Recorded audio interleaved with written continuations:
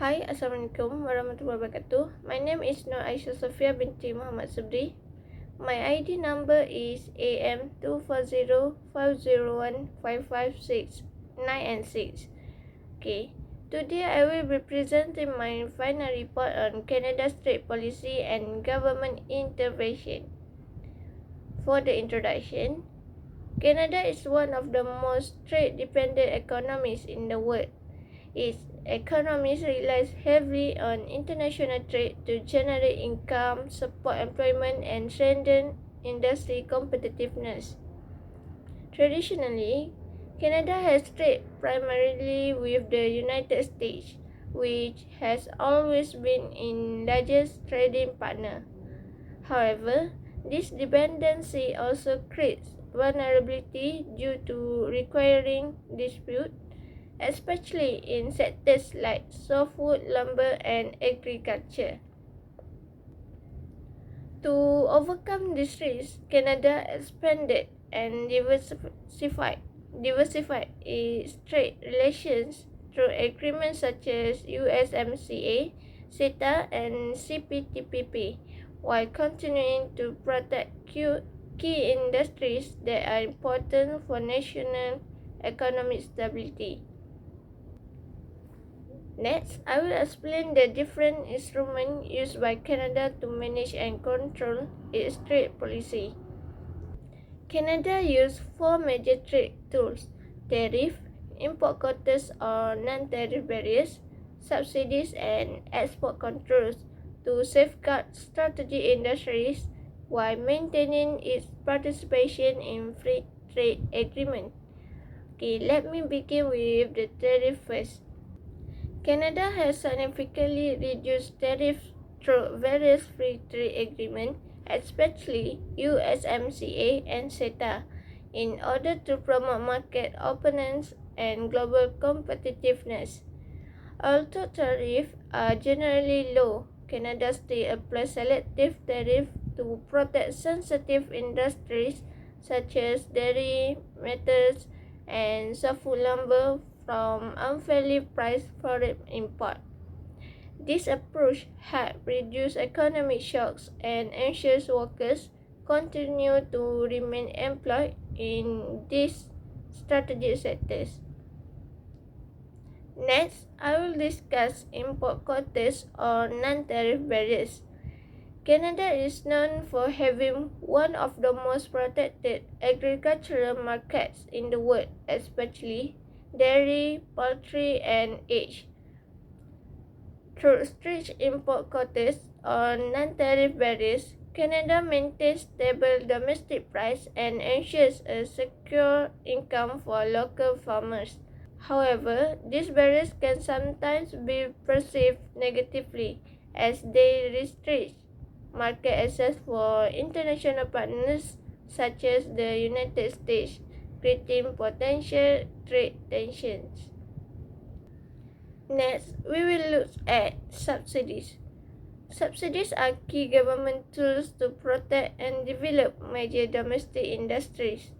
For example, the softwood lumber sector has received large government assistance to counter U.S. trade actions such as anti-dumping and countervailing duties. Subsidies also support long-term innovation, helping industries modernize their technology and remain competitive globally. The last one is export controls. Export controls are implemented to ensure that sensitive technologies, strategic minerals, and military-related products are not sold to risky destinations that may threaten national or global security. However, while protecting national interests, these measures may also reduce export opportunities for companies in high-tech industries. Next, let's move to the impact of government intervention. First, the motivations behind intervention. Canada protects key sectors like softwood lumber affected by U.S. duties.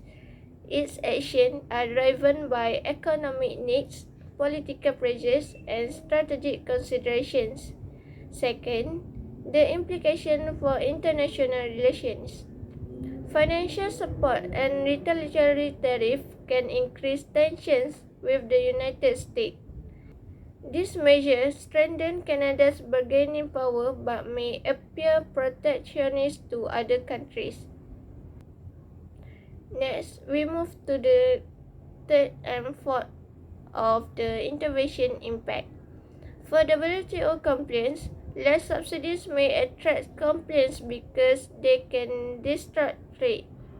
Canada often used to WTO to depend in interest, but weakness in the WTO system create uncertainty. The last one is on domestic political considerations. Trade intervention support employment and stability in resource-dependent provinces. However, critics argue that these measures can increase domestic costs and risk retaliation from trade partners. Okay, next, implication on free trade. Canada trade interventions has several implications for free trade. First, there is conflict with free trade principles. Import quotas and subsidies contradict the idea of open market access and equal treatment. Second, the effects on domestic market show both advantage and disadvantage. Interventions help maintain jobs and innovation, but they can also lead to higher price for consumer and reduced competitions. Third, the international effects can be significant. Other countries may retaliate, and Canada's intervention may redistribute the benefit of trade agreement unevenly across sectors. For the recommendation section, there are 5 main strategies that Canada should consider to improve its trade policy and reduce long-term risks.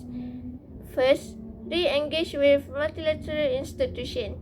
Firstly, Canada should re-engage more actively with multilateral institutions, especially the WTO. By participating in WTO reforms, Canada can help strengthen the dispute settlement system, which is important for protecting in trade right when conflict arises. Secondly, government support should be more targeted and transparent. This means Canada should focus in interventions on strategic sectors and ensure that all support is reported clearly. Transparent measures help reduce accusations of protectionism and improve accountability. Third, Canada should expand trade adjustment assistance programs.